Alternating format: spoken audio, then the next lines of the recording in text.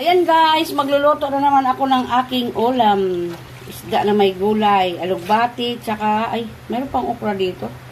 Alugbati, tsaka saluyot.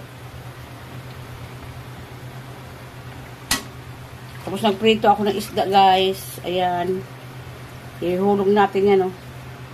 Gulay. Ano pa ako, magigisa pa ako ng kangkong ni ate. Gusto ni ate kangkong. Ginisang kangkong. Yan. Ang aming ulam ngayon. Hapon. Saka langgunisa. Ayan guys, may isda yan. Ito yung aking isda, oh. Pinutol ko isang isda. Ganyan lang siya. Simple lang ang aking ulam. Yan, isda. Lasa na yan. Isang isda. Okra, at saka saluyot, saka alugbati. Ayan guys, ang aming ulam ngayong gabi. Guys, oh, may natira pa kaming hotdog kanina. Oh.